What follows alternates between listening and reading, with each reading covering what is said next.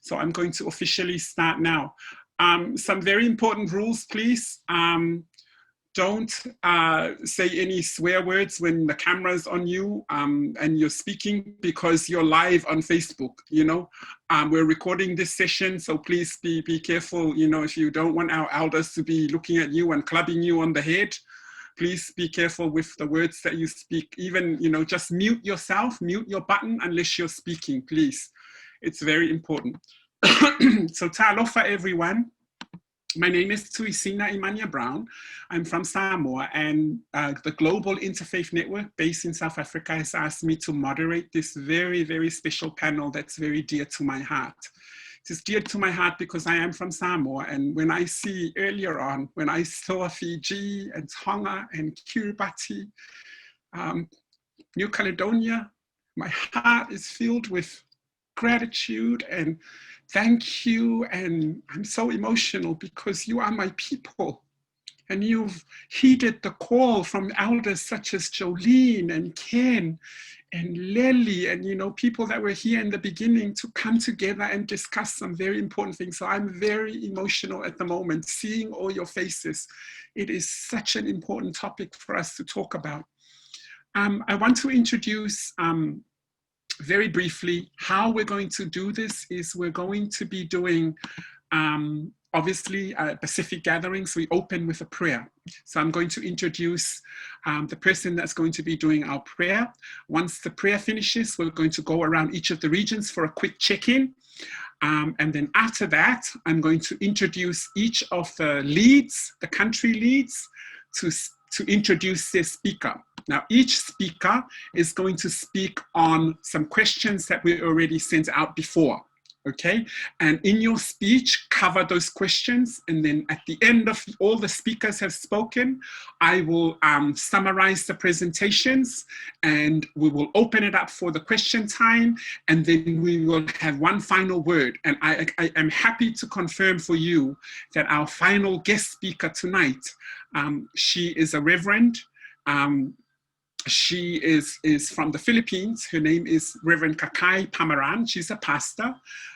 She's also a peace activist and a gender justice advocate and a Bible teacher. She currently serves as the coordinator of the Union Theological Seminary Field Education in Dasmariñas in the Philippines.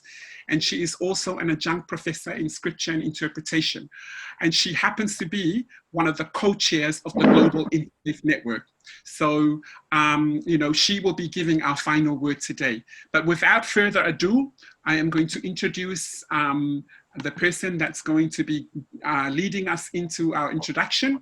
So please put your hands together, give a warm Pacific applause to Lefionga Yafi Ailetoa Ken Moala, the GIN Pacific board member, and also the Ilga Oceania co-convener, who will be leading us in a prayer and a short introduction from GIN to all of you.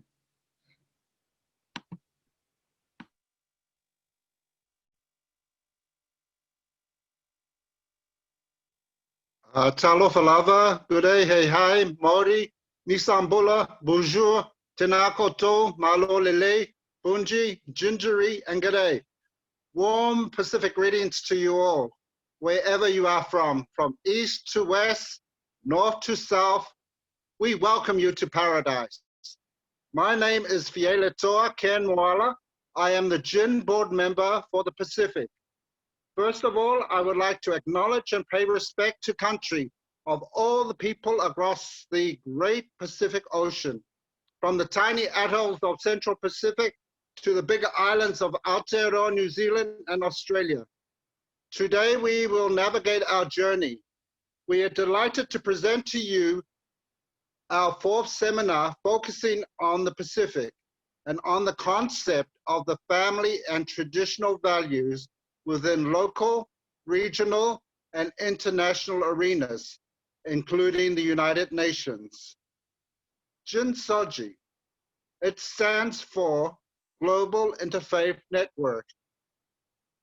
SSOGIE are people of sexes, sexual orientations, gender identities, and expressions. GIN-SSOGIE has been running the seminar series on family and traditional values to reignite the fire and discussions around indigenous and traditional modalities, concepts and notions of family and traditional values that we support, enhance and contribute to the development of family. So we have invited very special people and special guests from around the Pacific, including Aotearoa, New Zealand and Australia, to give their ideas and presentations on this very concept. It is a common practice in the Pacific before each event, I will offer our prayers and devotion to the divine and to our loving and compassionate God. First of all, I'm going to give a quote, and this is by a renowned American author and biographer who worked with Mark Twain. Quote goes like this: "What we do for ourselves dies with us. What we do for others and the world remains and is immortal." I'll repeat that again. What we do for ourselves dies with us. What we do for others and the world remains and is immortal. So the question for you all is, what have I done that is enduring? What have I done that is enduring? Okay, let us pray. Bless us with love, O merciful God, that we may love as you love, that we may show patience, tolerance, kindness, caring, and love to all. Give me knowledge, O giver of knowledge, that I may be one with my universe and Mother Earth. O compassionate one, grant compassion unto us, that we may help all fellow souls in need. Bless us with your love, O God. Bless us with your love. Amen. I'll hand this over now to our fabulous moderator, Josina Ymania Brown. Thank you so much for that, Ken. Heartfelt welcome and prayer. I think it's very important that we maintain throughout this whole presentation the knowledge that we have that although Christianity is relatively new, it's new in its faith, us in the Pacific, we've had our own way of worshiping our own gods for centuries, way before Christianity arrived. So it's really important to do that. I wanted to do the check-in with the regions now, very briefly. So just 30 seconds, introduce yourself as the lead and also introduce briefly your speakers before I start going around and we start hearing the presentation. So to all the country leads, please introduce yourself, introduce your region, you know, and the people that are around there, and also introduce your speaker to us, to everybody, okay? So I'm going to start off now with, I'm looking at New Caledonia because that's on the top of my screen. So New Caledonia, introduce yourselves, please, and your speaker. Okay, bonjour. Hello, everybody. My name is Laurent and I'm SDG and human rights promoter. I'm really impressed and proud to introduce you to Amour, which means love in English. That's her name. And Amour is a very nice ambassador in New Caledonia of diversity and gender identity. She is also convener of a very famous pageant here for transgender people. So Amour organized the transgender pageant every 2 years in New Caledonia. Tu peux dire bonjour. Bonjour. Is that okay? Ymania, you're on mute. Yeah. Bonjour, bonjour, and welcome, Amour, welcome, Laurent. Thank you for taking your time out, you know, and we will be very interested to listen to your presentation later on. We now go to Tonga. Tonga, do you want to, Jolene, do you want to introduce your team and also introduce your speaker, please? Hello, Debbie.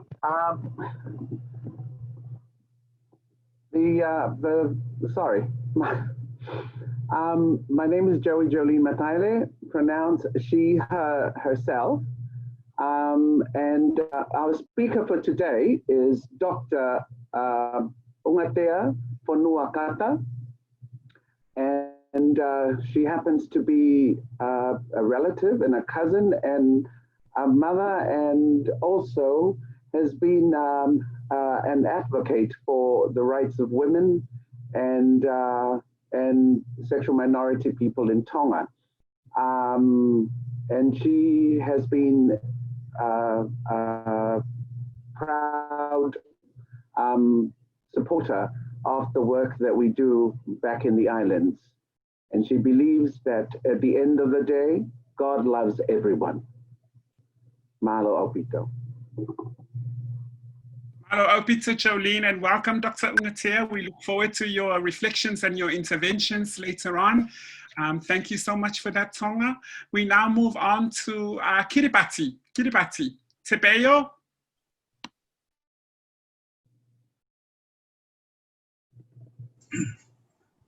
Thank you, Ymania. My name is Tebeo Dabdon. I'm the advisor and founder of PIMBA here in Kiribati. And today I have three allies of PIMBA, and one is going to be our main speaker. We have Perenise and Takatitiki from the Ymania Uprising. And our main speaker today is Dorakayo Kenyo, who is a counselor at PTC or in Pesa, and is running for the same position here. And he's a social worker and human rights advocate, having worked with the Ministry of Women, Youth and Social Services, Social Affairs and Sports, and the Public Service Office.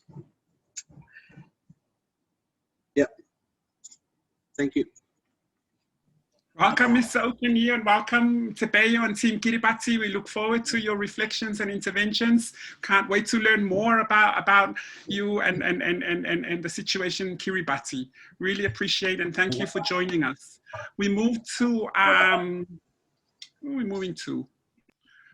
Papua New Guinea. Paka.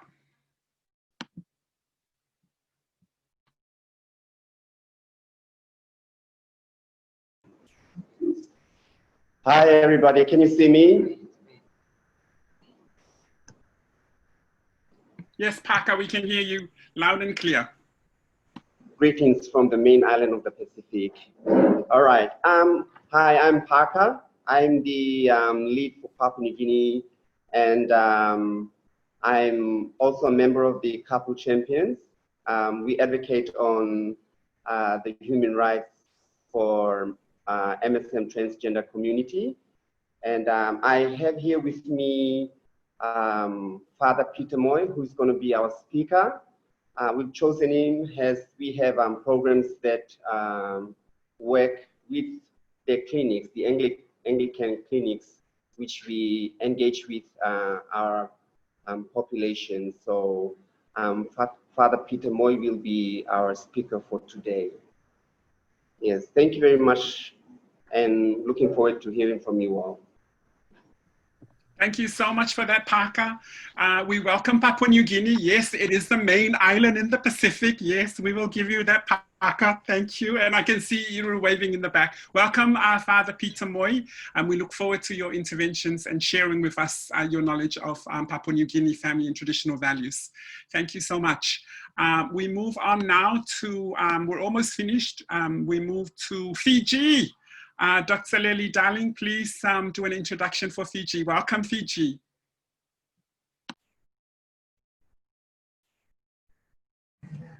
Hi, Bulavinaka, everyone. Namaste, Assalamu alaikum.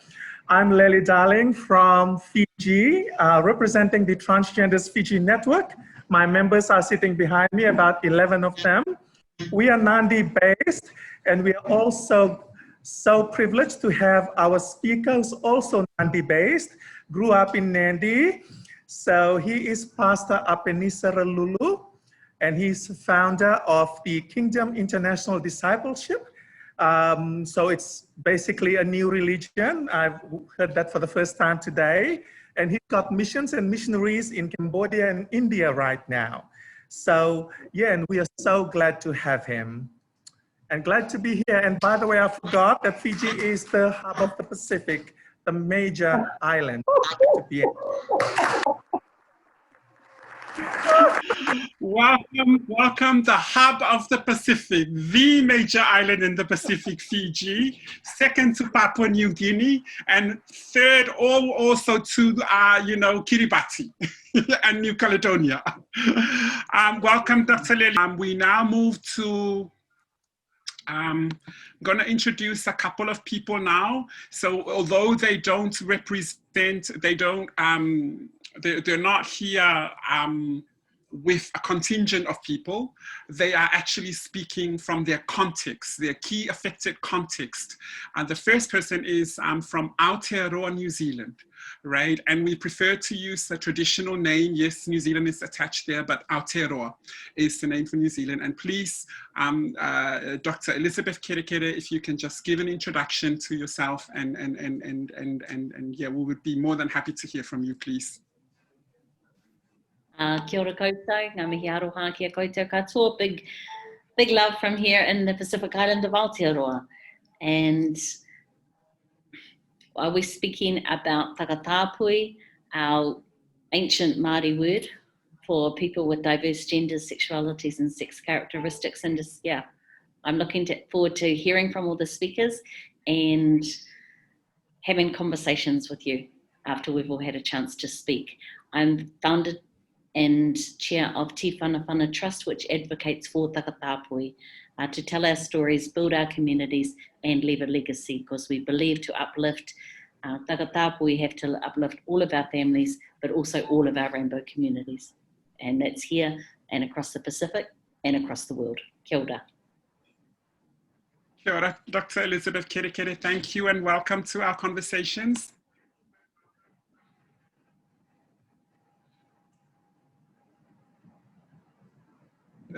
Sorry, please put your hand, last but not least, please put your hands together for our Tida, our sister from Aboriginal-Torres Strait Islander, Vanessa, Dr. Vanessa Lee Amat.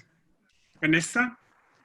Debedim, Mayam Kake, Vanessa, Awaswa. I also acknowledge the traditional owners of the land of which we sit upon today. I'm sitting on the Gadigal people of the Eora Nation in Sydney. The land was never ceded. My people are from Yupungathi and Miriam, and I just did my greeting to you all in my language from Miriam in the Torres Strait. And I also acknowledge and pay respect to all the elders of the lands that you all sit upon here today as well. Thank you. I look forward to yarning with you soon. Thank you so much for that, Dr. Lee Amat, and we look forward to your contributions to unpacking the whole family and traditional values Pasefika dialogue. So what is this dialogue all about? I didn't miss anyone, did I? I've covered all the countries that are here. Yes, I have. I didn't miss any.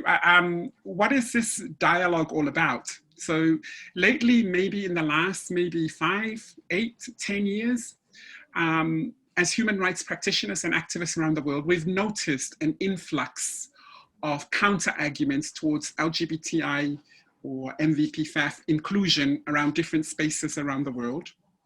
And it is propagated, it is started by the religious right. And they're using concepts such as family and traditional values from a Christian white-centric perspective to try and shut us out of these spaces. This series, this seminar is part of a series of webinars that has been conducted around the world to try and extrapolate, to try and get from the different regions around the world our idea of family and traditional values. And you all know, as Pacific human rights activists and practitioners and defenders and warriors, that Christianity is a new concept. It is a new concept that we have embraced and we have accepted, but let us not forget, let us never forget that we also were people of faith. We had our own faith practices way before we did that. We have our own traditional knowledge. We had our own traditional concepts of family before the mum and dad and 1.5 kids in a car in the driveway came along. You know, we all had that in ourselves as specific, and we still do. So this series is about hearing from all of you about your idea. What is the family and traditional values in your context? What are they? And what we need to know, what was there before Christianity arrived in your country, you know, and how has Christianity affected, whether it's a positive change or a negative change, those value systems? And how our indigenous LGBTI, our Vakasalewalewa, our Leiti, our brother, boy, sister, girl populations, you know, our Fafafine, you know, populations, how were they affected by Christianity? And is there a shift in your context, in your country, to go back to these traditional and family value systems that embrace everyone in the community? You know, it's not just about, and I've said this many times before, the concept of human rights is a very selfish notion because it talks about me and my rights. And in my context in the Pacific, I don't talk about me and my rights. My community talks about my community rights and what I bring to the table. You know, they don't care whether I want to wear a dress and prance around. They care that at the end of the day, I've contributed to the food on the table and the roof over the head, you know, or our heads. It's as simple as that. And throughout this conversation, I am excited. I want to learn about these countries in the Pacific because I guarantee, I know deep in my heart that we all share same or similar value systems. And without further ado, we are taking notes of everything that you're saying, and we are capturing this live. I'm going to offer it to somebody to please go first, only because I'm aware that this is a difficult time and somebody might have an appointment that they want to go to later. So if any of the speakers that want to please speak first, please raise your hand now and I will go to you first for your presentation. Does anybody want to speak first? Can I speak first? Is it Dr. Umatua? From Tonga. I am from Tonga, and I have a son that is at boarding school, which I am allowed to see on Wednesday nights. So is it possible for me to speak now? Yes, ladies and gentlemen, please welcome the speaker from Tonga, Reverend Umatua.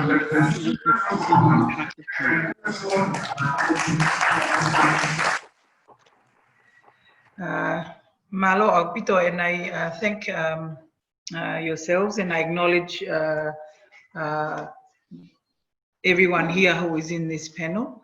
And I'm not sure if I want to thank Jolene or not thank her.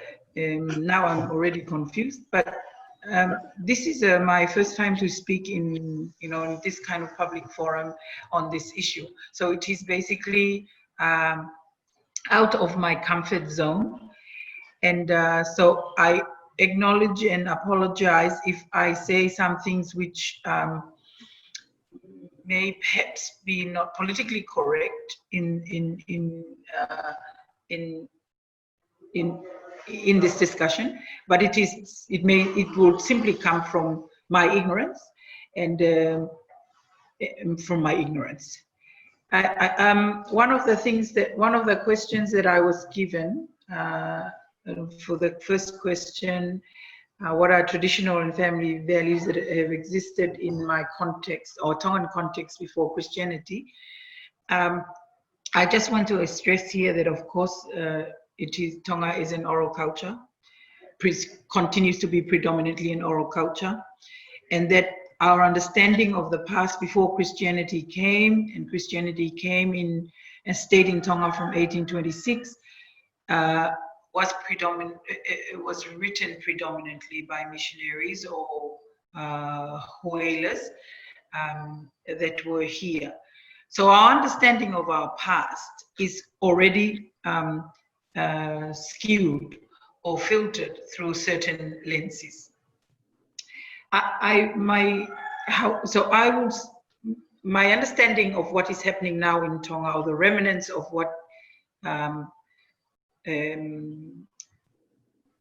of our cultural values that existed before missionaries came, is just want to acknowledge that it is again skewed, as I had mentioned, because of what I had said before. But Tonga, in my opinion, continues before missionaries came and up to now to be a very hierarchical system. It is a pyramid with the king on top of the pyramid, chiefs, and then the rest of the people. This happened to a very astounding degree before Christians came, and Christianity, once it came, it continues. One of the strong things to remember about Tonga, of course, as you all know, it was not colonized in terms of having a colonial power and direct rulership of the country.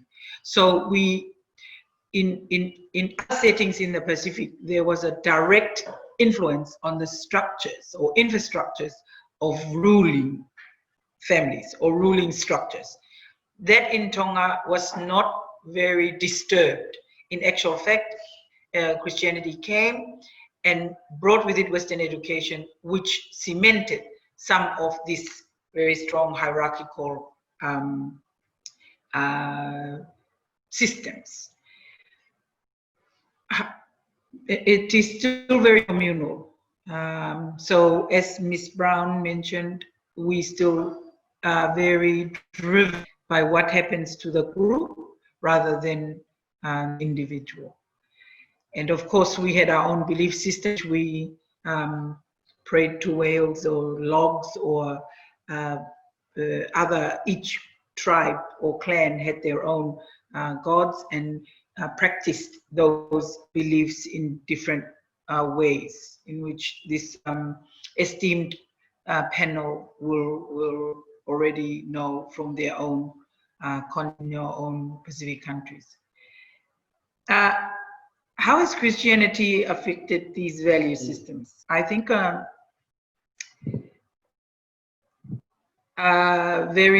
Christianity has very pervasively affected both positive impact and negative influences.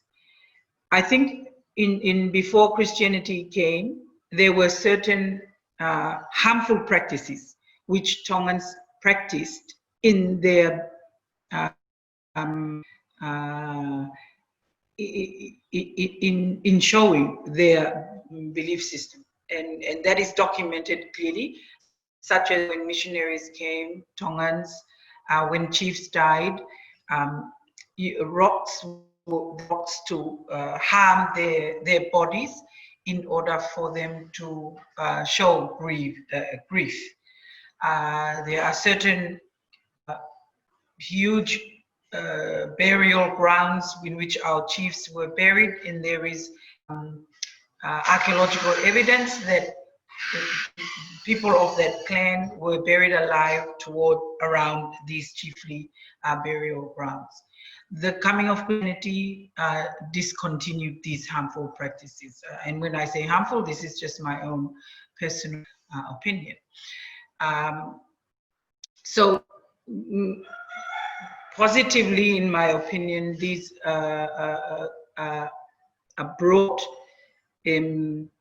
Christianity brought this continuation of these self-harm practices, which is related clearly to our people's relationship towards chiefs. In Tongan old practices, which we inherit through our own oral stories, only chiefs could exist in the afterlife. Pulotu, or our terms for heaven, I suppose, was a domain only for chiefs. So I suppose it meant that people, non-chiefly people, were not part of the inclusion. And our own word for God, which is Otua, comes from the idea that that it is because our circles of decision making was done in cover circles, and the outside is called tua, is the word given for people who were not of chiefly backgrounds. So the circle, or the decision making circle, tua, those not included in the circle, was the Tongan word for the people who were not of chiefly backgrounds. So Otua, meaning that God is all-encompassing, includes those people who are within the circle and outside of the circle. So already from our own vocabularies, from our own lexical structures or language, it already shows a very hierarchical system. And when, of course, as you would all know, Christianity came, and one of the main factors that brought a lot of changes to Tonga was that, of course, it brought Western education with itself, in order for our people to be able to read the Bible better.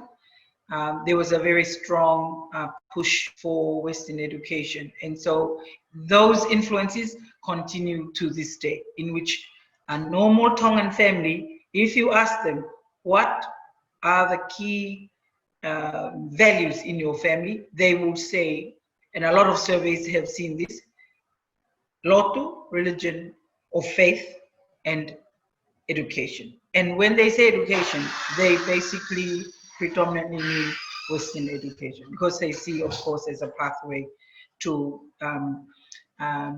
having certain responsibilities or pathways for responsibilities will fulfill cultural obligations and others by getting, you know, a good job, blah, blah, blah. So that has, Christianity has affected the fact that we think of one God, that we are included in discussions, or those of us from non-chiefly backgrounds, and all the things that I'm sure you will see in similar contexts in the Pacific. However, to myself as an educator, as a Tongan educator, as a church minister who is from is a woman church minister from a predominantly male oriented denomination, I think one of the most negative influences that Christianity has had on Tongan thinking or belief is the adoption of interpretations on sexual or sexuality, which came from missionaries from the Victorian era. And that, I think, is the key defining interpretation, which many of our people have inherited or is familiar or are familiar with. I think is there a shift? Is there a shift in our context and value and in Tongan context and family value systems? Tonga remains a very communal family system. We have not, as Pacific Island countries have not been affected by COVID-19. I talked to someone from and read some of the reports from Reserve Bank, and Tonga has not. This is the highest economic status that we've had in June of 2019. And that is because Tongans continue to look after each other, even from abroad. And though there are things that are happening overseas, that reciprocity, that communal living, the support of each other in communities continue to be very, very strong. So hierarchy, though, also continues to be very strong. And Christianity has also brought another element into the hierarchy in which church ministers, such as myself, hold another layer into the ranking system. So words that you say to the chief, like we will say alu to the to a non-chiefly, we will say mea to meaning to come, to the chiefly person, haele to the king. Now the word that is used for chiefs are transferred into the use of for church ministers. So Christianity has brought another layer of ranking, of hierarchy into already core system. So it just my internet connection is unstable. The real tension here, as a woman church minister, the interpretation of biblical texts that is done by church leaders in Tonga, in the churches where I belong, where there is an interpretation that allows the condemnation of sexualities, which then leads into particular groups being stigmatized. And that, I think, personally, is something that is an area for intervention and for greater reflection. And because one of the influences of Western education, of course, is that it allows a certain group to have the Western tools for critical thinking. And theologians, or Pacific theologians, in which Tongan theologians are there in great number, are not bringing those discussions into laity. And I think there is growing awareness in positive terms that those discussions of biblical interpretation is being slightly opened more into bringing it into laity terms. I think, Ms. Brown, those are the things that I can start off with, and maybe later with questions, I'd be happy to answer.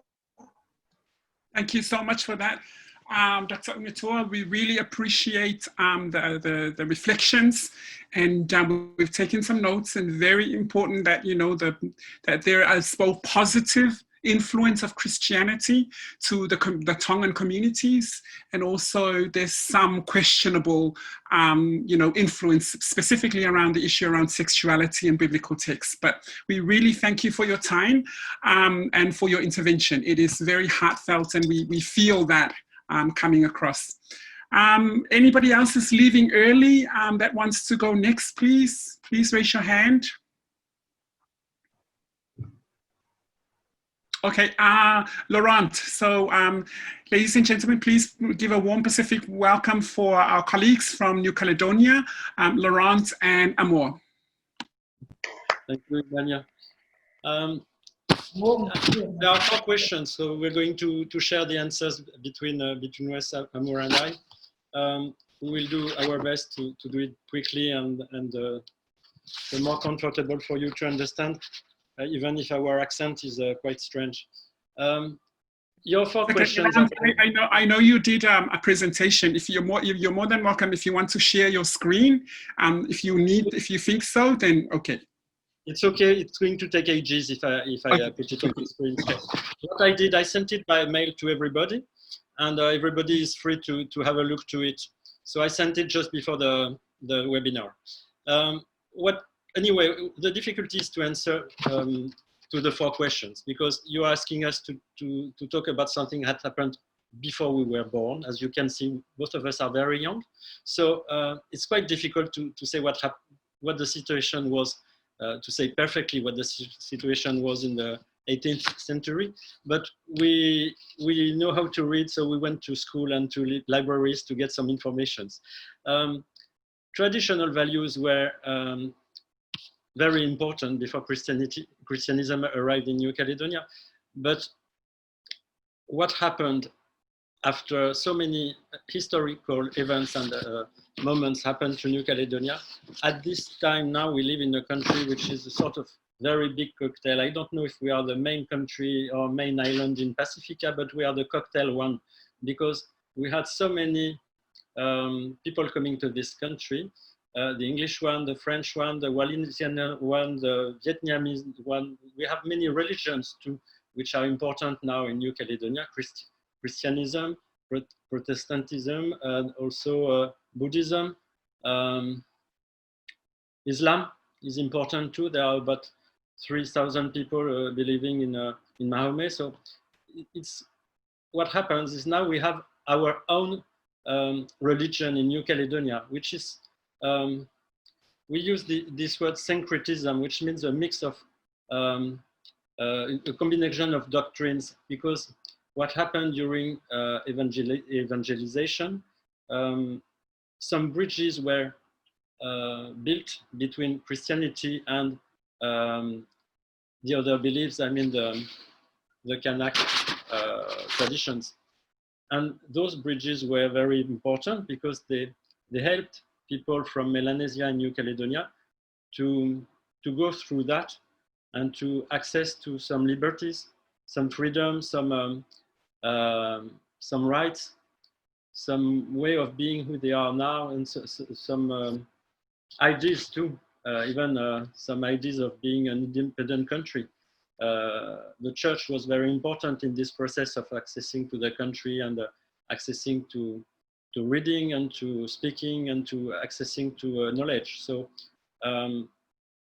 it's very difficult when the question is to say, is it positive or negative what happened with church, because there are more positive things than negative things, and especially with education, because church brought education everywhere in the country, and it's still the case.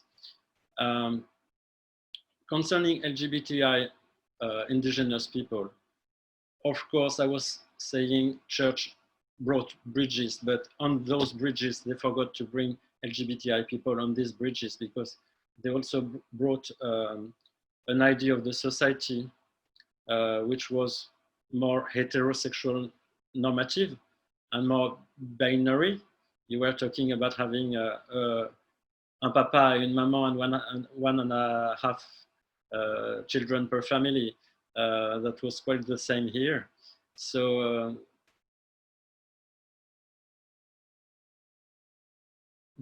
it's very difficult to, it's very hard, not difficult, hard to try to have a clear answer of what happened to a country which was inclusive before. When we do some surveys or some studies about what was the situation before, we know there were so many words in Melanesian languages about being non-binary or being in love with somebody of the same gender, about 20 words. Not an L or a G or a B or a T or a I, but real words in the Melanesian languages and also in the Polynesian one. And all those words haven't been shared during many years by church and by schools, and to say to families and to people, you know, these people exist. So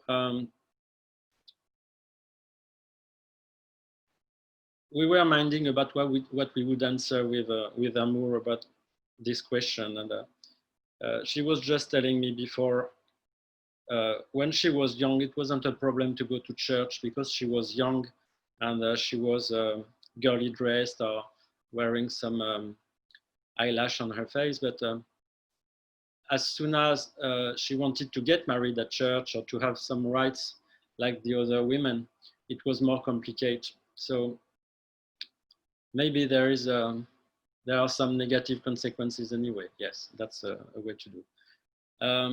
The fact is that in New Caledonia we are connected to a European country, which is France, and France is quite a sort of democratic country, so it has also an influence on the LGBTI rights in New Caledonia. And it was part of the solution too, because as we are a very mixed community, sometimes it's easier to stay behind the others. And the fact that we are so many different people contributes to be hidden a little and to live quite safely in some direction. So I don't know what to say. Tu veux ajouter quelque chose, Amour, par rapport à tout ça? Aussi, tu es venue dire quelque chose? No. She's very shy.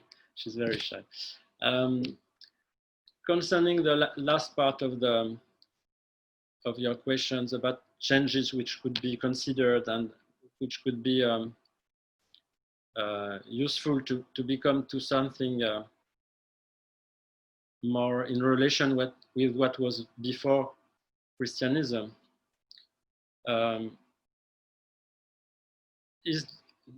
The question is it important to try to do a copy-paste of what was existing before and try to be in the same situation now? Or is it possible to build something different, which is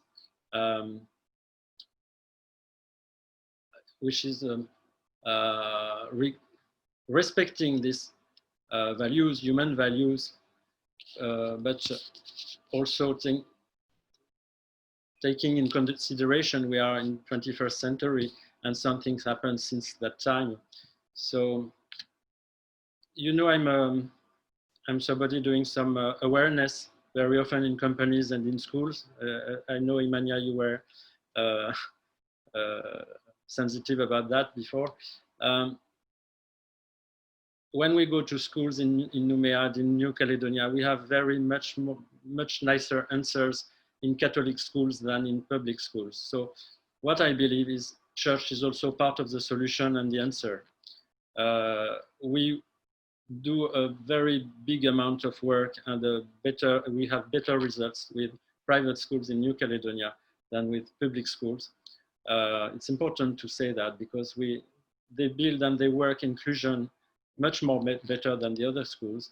And they do, next week we are going to work with a school, and the whole week they are working diversity subjects and SSOGIE issues in very different classes and in very different subjects.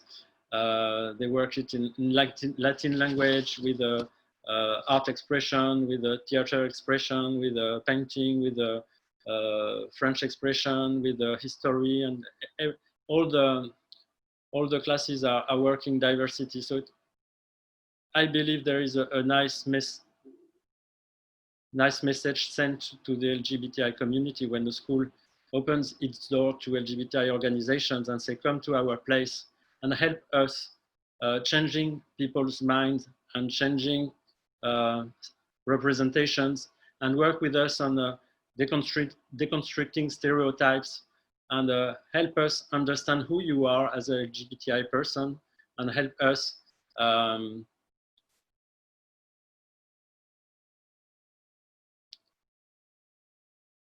using the same way all together and going in the same direction. Tu veux ajouter quelque chose? Tu as tout dit. I will say I said everything. I'm not sure. Is it okay, Ymania, for you? Yeah, no, that's perfect. Amor, did you want something to add? Or Amor, she only speaks in French. Could you repeat, please? So, so that's perfect what you just said. But I'm just wondering, does Amor wanted to say a few things, or no? It's okay.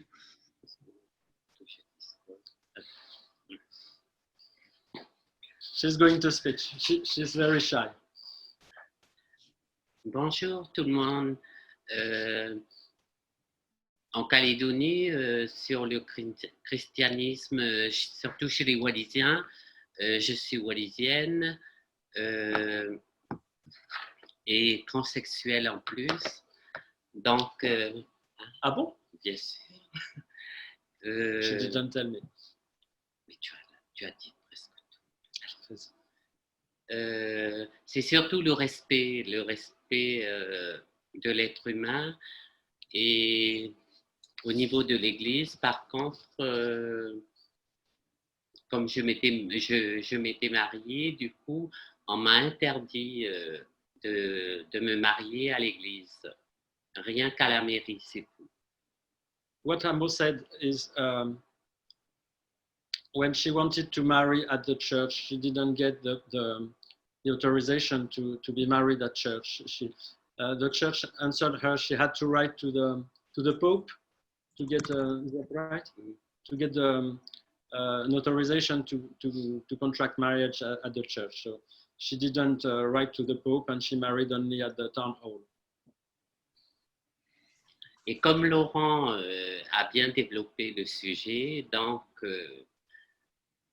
par contre, je remercie qui m'ait invité à venir participer à cette conférence et franchement, j'aime bien. Et j'espère vous retrouver la prochaine fois. Can I add one thing, please, Ymania? Because I know many things about Amour's story, which is much more rich than what she wants to pretend. And she's, as you can see behind us, there is a poster, The Other Woman. The Other Woman is a film which is going to be shared everywhere in the Pacific. It's about trans identity, and Amour is part of the character in the film. And there is a small part of the film where when Amour and the other character want to go to church, and the person at the entrance of the church says, no, you can't come in because you are a transgender person. So they go outside the town where there is a very big cross at the end of the town on a mountain, and it's an open place where you can go and pray. And as it's an important area, there is a guardian minding about the security of the city, of the place. And that person tells them, no, you can't come here either because you are a transgender person. And you are a shame of the society. You shouldn't be here. And angels say which gender should people have, but you shouldn't choose yourself what gender you must have. And what I believe is the problem is not Christianism or church. The person is who talks about God in name of the church and Christianism. Because some people do it very well, and some people have a strange interpretation of what could be church. Well, thank you so much for that, New Caledonia, for your incredible intervention, and we look forward to the play when it comes out. Also, Laurent, you submitted a PowerPoint presentation, and we'll take some more notes from your presentation that you submitted. So thank you so much for that, Laurent, and Amour, merci beaucoup. Thank you so much. We really appreciate your interventions from the heart. Thank you. On vous embrasse.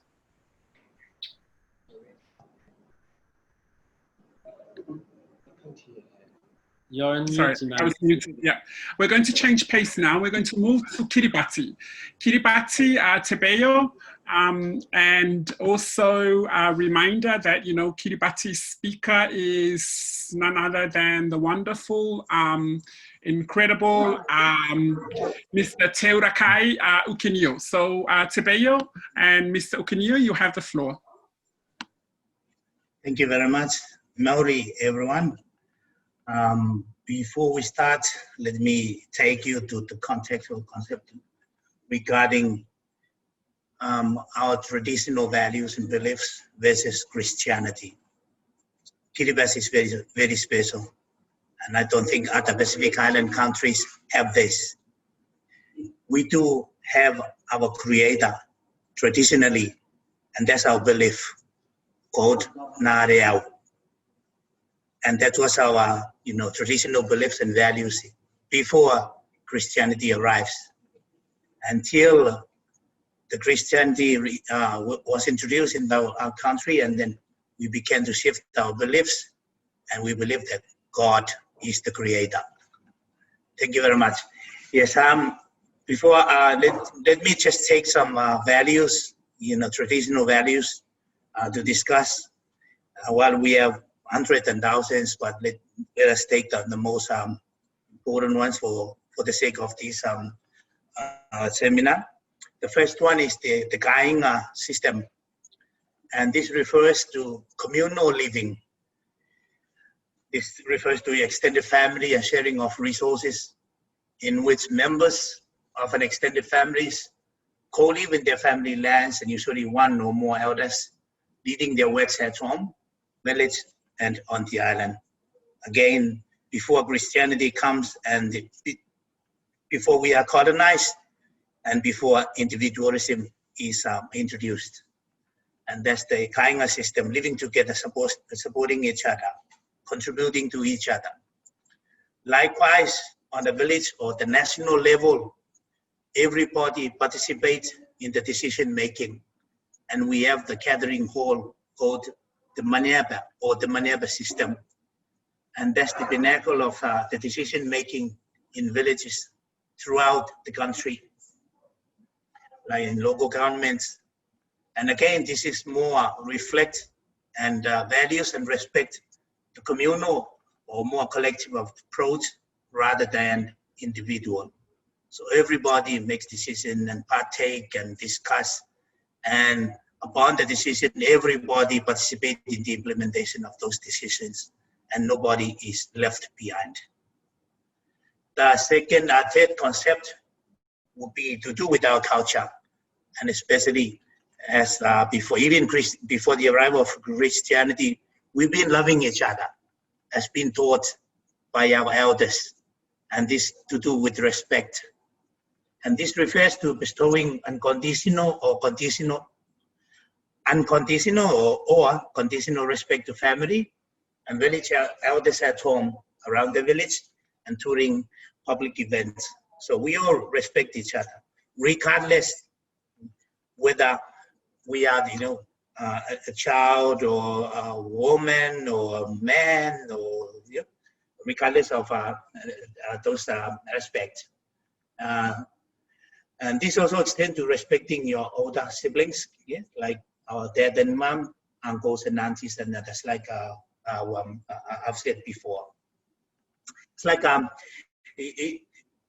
we've been living harmony in peaceful, according to our culture and beliefs, that and this is the foundation of respecting each other, and very effective foundation to live happily and peacefully in our village, our family, and the island at large. Now the third one is to do with what we eat, what we have, and what we will have today and tomorrow or thereafter. And we call that the sharing to each other. This refers to barter system, and this is the exchange of surplus items from one family. So even before Christianity comes, love each other, take care of the poor. Our values and culture has been observing and respect that beliefs and values, and exchange for other items needed by our family members.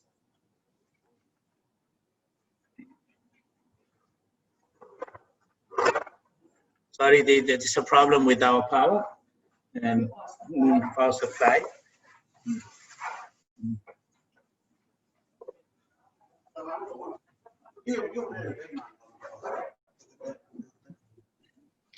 Everyone, welcome to the reality. Welcome to the reality in the Pacific, everyone. Either the power goes, or the data goes, or there's a hurricane coming. We can still see you, Reverend. Yes, that's reflect here. That's what is happening in the Pacific.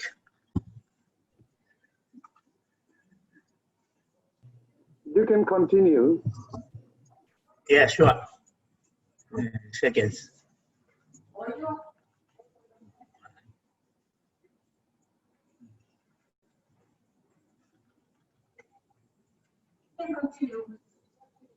Yeah. Yes, and I think that's the first our answers and discussion for the first one. And then when dealing, referring what are the positive things, and we do believe that, again, there are legends, myths and songs of civil wars between warriors within islands. They've been fighting, fighting for their right over their lands. And that's what's been happening. And with the positive thing, I mean, after the Christianity arrival, and that's where, they thought of loving each other and belief and, there's life after life.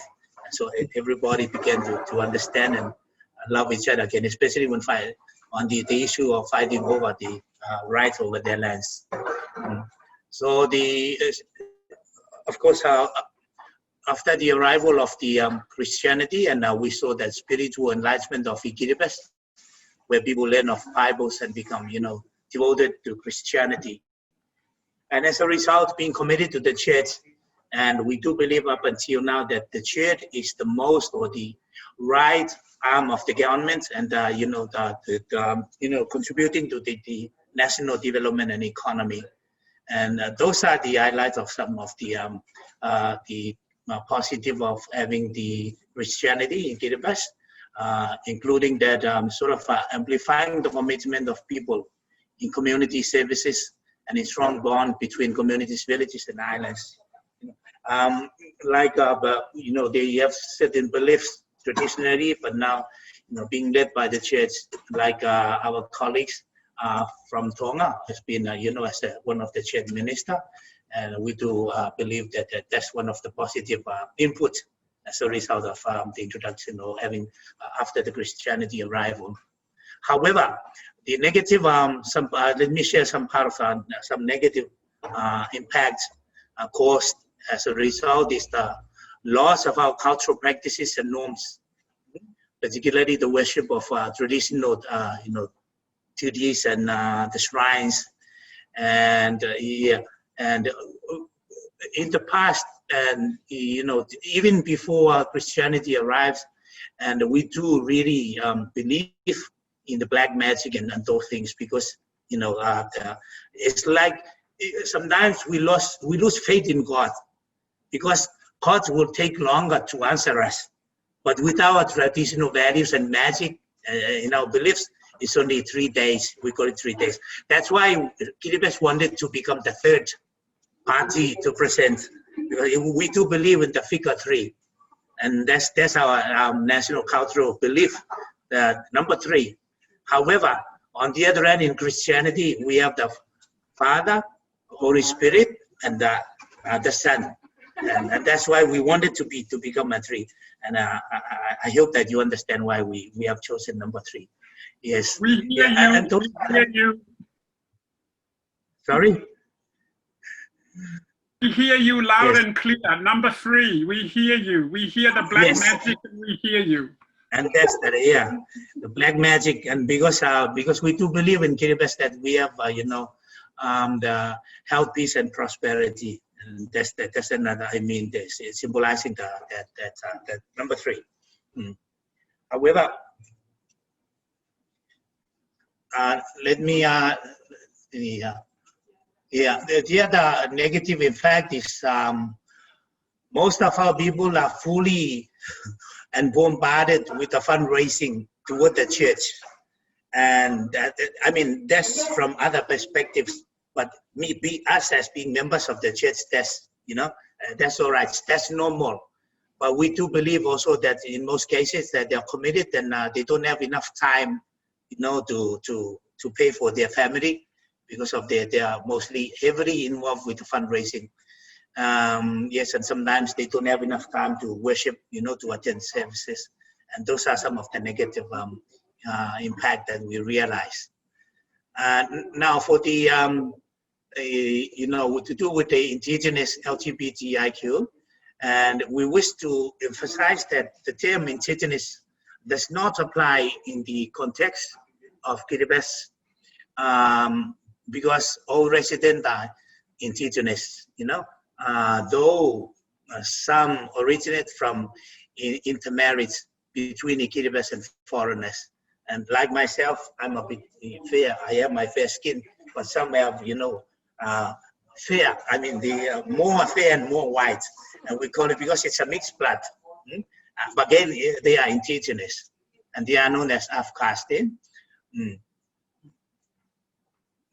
Yes, but generally, the impact of Christianity to LGBTIU, very given the, you know, the use of certain biblical text, you know, originated and condemned studied rituals based on their sexual orientation, gender identity and expression, and sexual characteristics. However, there are some people within faith-based organizations that are more open to zodiac, though this is worth studying. In Kiribati, LGBTIO, for example, members of Bimba are very much part of faith-based organizations, such as the youth network and community services. Yeah. And for the last question, for Kiribati, most of the traditional and family value system are retained and maintained within families, villages, and communities, given its significance in maintaining order. Those are the points that we wish to share, the values, and in response to the question that's being shared. And I hope everybody gets the picture of Kiribati in this context. Thank you very much. Thank you so much for that. Thank you. But the thing that I took away from that, Kiribati, is that the quote that you said, God, sometimes this God, the Christian God takes too long, but the black magic of Kiribati takes only 3 days. And I love that. I love that. You know, so now we're going to go to the most beautiful island in the Pacific, way down over the other side of Melanesia, which is close to Indonesia. We welcome our colleagues from Papua New Guinea.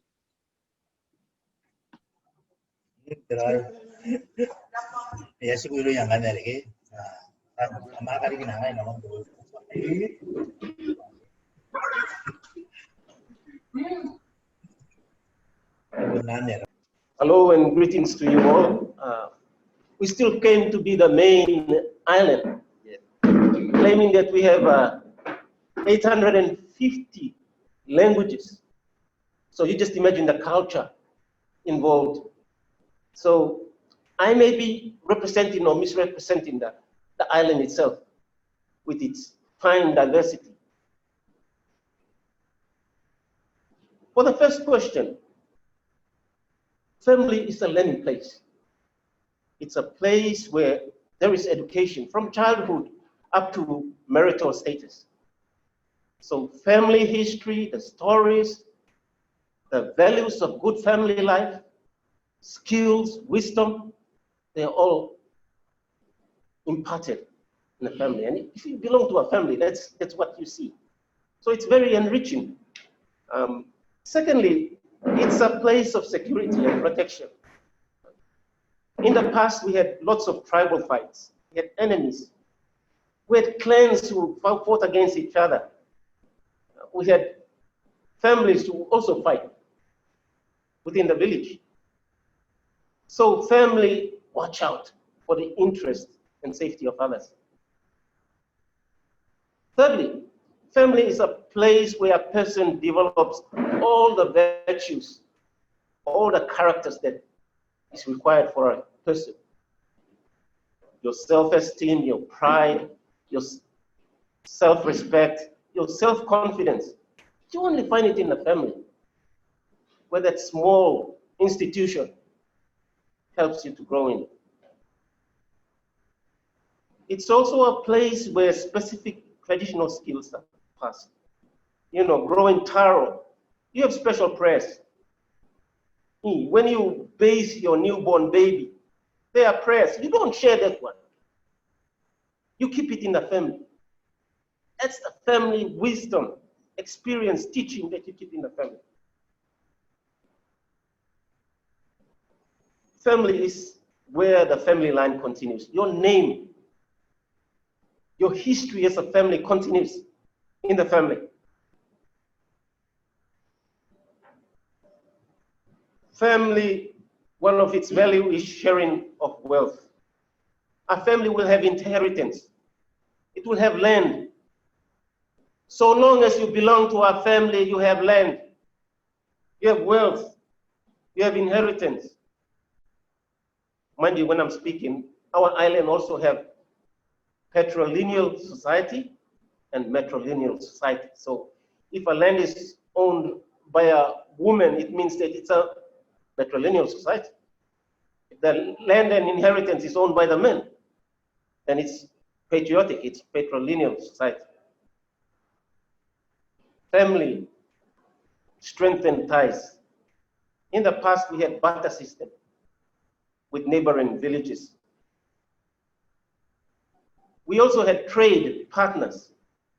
And when we go trading, when we go doing barter, we go to our families that we know. It strengthens those ties. We exchange names.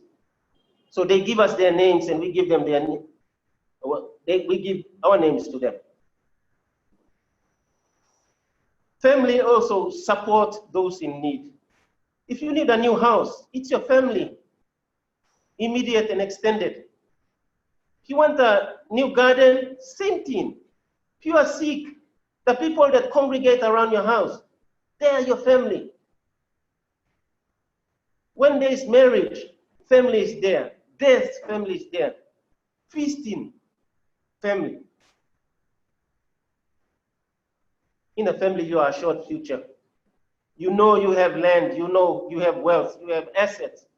You are assured of your future if you are in a family. A family also enables others to recognize you. Your identity is given, is they accorded because you belong to a family, named and belonging to a village. And lastly, one of the values of family is respect. In Papua New Guinea, we respect our in-laws. We don't call them by names in some places. We don't even give food directly to their hands, into their hands. That's the respect. We don't touch them. We have respect for elders in the family. That's very important. What does it mean for Christianity to affect the values of traditional systems that we have, positive and negative? The negative things that we have in Christianity, each one is called a brother or sister. We are all members of a family of God. So no matter mother, father, brother, sister, or uncle, we are all brothers and sisters in Christ.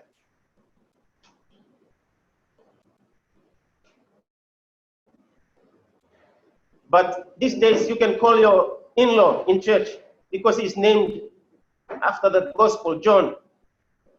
Because in Christianity, you can do that.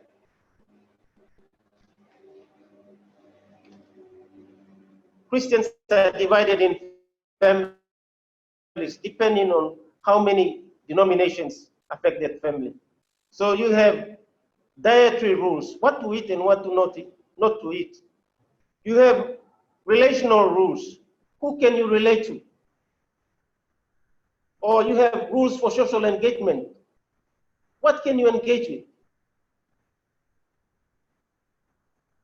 Also, Christianity and Christian churches have labels for people. People who do not go to church. People who are nominal. That's the Christian title they give.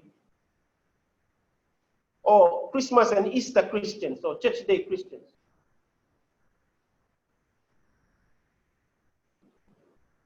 I imagine if people have certain orientation, what would their comments be? Denominations only recognize the individual families that go to church. So if a family of 5 and only 2 go to church, they will recognize those 2. services that are provided are only to those two. But the rest will be included if they are winning souls. When they want converts, they will get the rest. Many of our work with key population in our country is done by social organizations, NGOs, faith-based organizations. A church that I belong to runs Anglicare. It's only specialized people who are involved, not Christians who go to church. Maybe there are some workers who are, but indirectly the church is involved, not directly. What are the good things that church is offering in Christianity? Family life. In marriage preparation, there is a wholesome package on teaching on family life. There is family support programs that churches also organize for those who are married, especially the newly married and those who are going through difficulties. Counseling programs also run in the church, and NGOs also do that, and faith-based organizations. We have research done by church organizations. So in Papua New Guinea, we have the Melanesian Institute. They've been doing research on family life, and they've produced a number of books and also counseling material. Those are resources that churches provided in our country. We have women group, men group, youth group, teens that are also encouraged to support family life. We have church, for many churches, teach that family is basic church. Your small mother, father, children is basic church. Develop that and you develop the whole church. So those are resources that church is doing and encouraging. Everyone is a family. And just imagine if everybody took on the values, traditional values that we have, and you regard everybody in the church as members of a family, regardless of where they come from.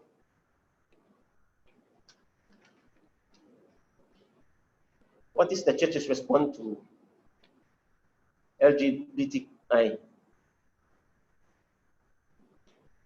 I think the challenge for the church is how to deal with such people. Church is challenged by skills, by knowledge, by attitude and proper behavior to address the issue. With the changing environment and the changing in the way people express themselves, the change in belief systems and values, church has to be resourced in these areas.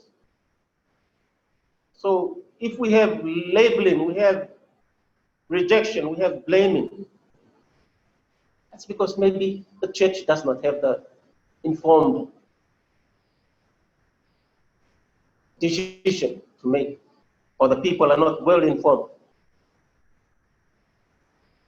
Traditionally,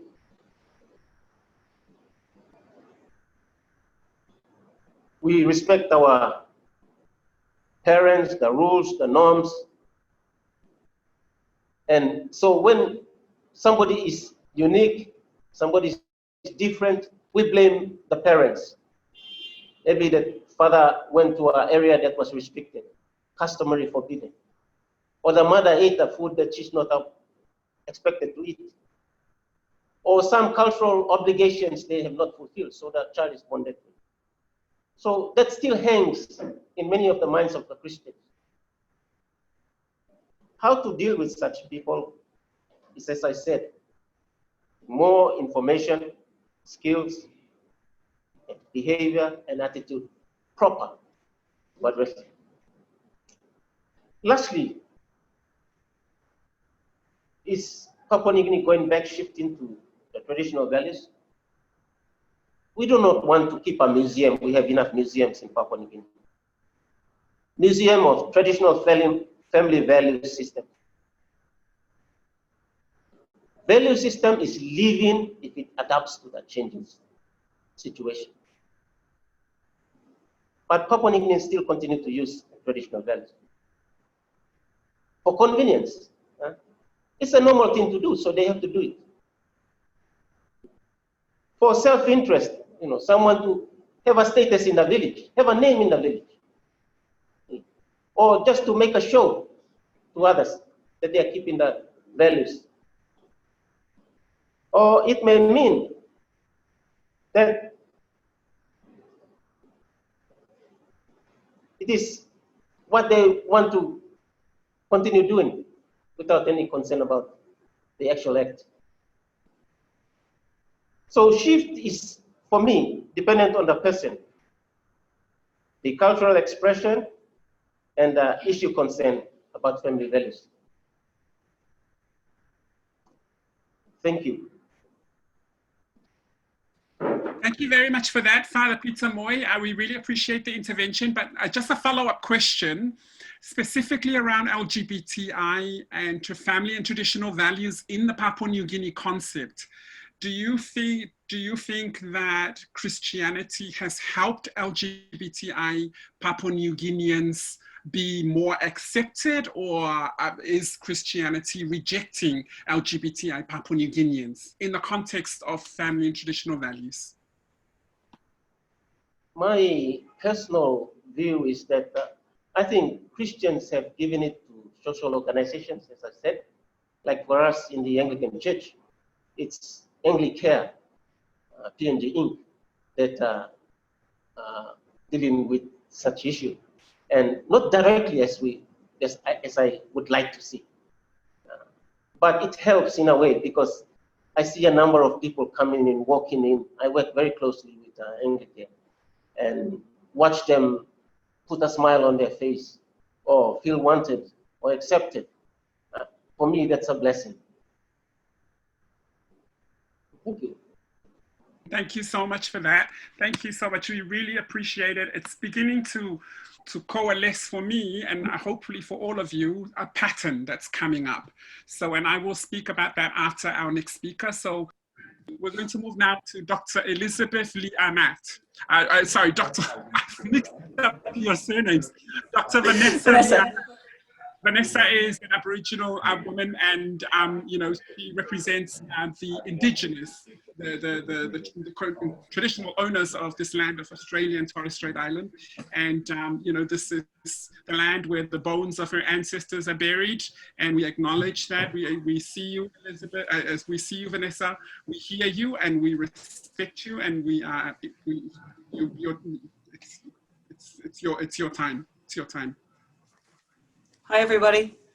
So I come from, I'm Aboriginal and Torres Strait Islander. My people come from Yupangathi and Miria. We are the oldest continuing living culture, indigenous culture in the world. My ancestors go back 70-odd thousand years. I did a DNA test because I'm also a scientist. So yeah, the reality was there. It's 70,000 years plus. Some of my cousins, their ancestors went back 80,000 years. But I was good with that. So what I want to talk to you is about, you know, when I look at the first question, I'm looking down at my phone because I've got the questions on my phone. So our family and our cultural system and our traditions was connected to kinship. And kinship is about your extended family. And that is something that, that existed long before Christianity. Kinship was part of who we are. When I talk about, so we came with, I've got my notes here, but I'm sorting it out in my head how I'm going to say it to you. So from the belief system is that we came from the stars, and we settled in as part of creation and dreaming across Australia. Uluru is the central point for our ancestral resting places, and it is looked after by the Ananu people on one side, and the other. Forgive me, I forgot the other group of people on the other side of Uluru, but Ananu have created that whole space of Uluru being the resting place for our ancestral spirits coming into the land. In Murray Island, in Miriam culture, we have Malo, and Malo's law is about Malo. There was 4 brothers, and that they came in as spirits. One Papua New Guinea way, and then coming through the Torres Strait. Malo was about the 8 clan groups of Murray Island, and in those clan groups they had specific law, LORE.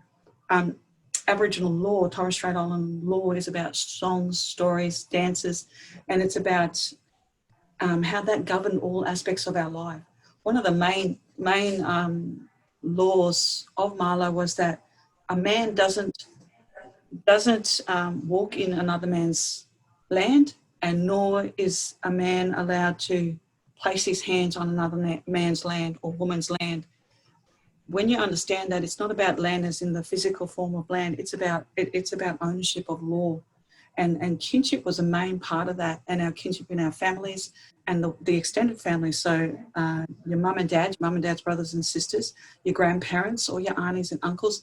So all the people, all your mum and dad's siblings were a child's mum and dad. So a child was never left alone. So that whole concept of family wasn't about mum, dad, and 2 kids. It was much bigger than that for our culture. And we grew up in that. I grew up in that. And kinship and compassion was combined. So you understood that connection and indigenous philosophy and your connection to the physical and spiritual world around you. Those laws determined your actions. They determined who you spoke to. They determined who you married, who you had a relationship with. They determined on the lands of which you could walk, where you could build your house. If you were walking in Murray Island and you were walking on the beach and you saw a turtle come up on the beach and laid eggs, you weren't allowed to go and just dig up those eggs if that wasn't your land. You had to actually get permission of families. And the family never took more than they needed, because reciprocity is very much a big part of our culture, and it's about only taking what you need. So in terms of, say, turtle eggs, you only took what your family needed and you left the rest to continue in the environment. Now those laws were continuous and are still very much part of our culture today. And when we talk about Aboriginal and Torres Strait Islander family and kinship laws and culture, we also talk about that whole respect and that reciprocity and the way that you, like there was a really common knowledge of, you did not, when I said to you that you don't go onto somebody's land and you don't put your hands on somebody's land. So if you went to visit somebody, and say you went to visit your sister and only her husband was home, you didn't wait for her to come home. You had to leave and come back later, because there was no going in and creating gossip or anything like that. It wasn't even thought about. It was because it's not part of our law system, LORE. So, and that respect of boundaries was a given. That was just what you're taught from the beginning. You're not taught to overstep these boundaries and cause all this gossip and jealousy. And we didn't have words for LGBTIQ. Those words didn't exist. I remember when I, shared my sexuality with my grandmother. And the first thing my grandmother did, after 8 hours of gardening, I'm standing there and I said to my grandmother, I said, Grandma, I want to tell you something. I said, I'm a lesbian. And my grandmother went back down, continued gardening, and like 8 hours later, my grandmother looks at me and she goes, "What in them kind of thing?" And I looked at her and I said, oh.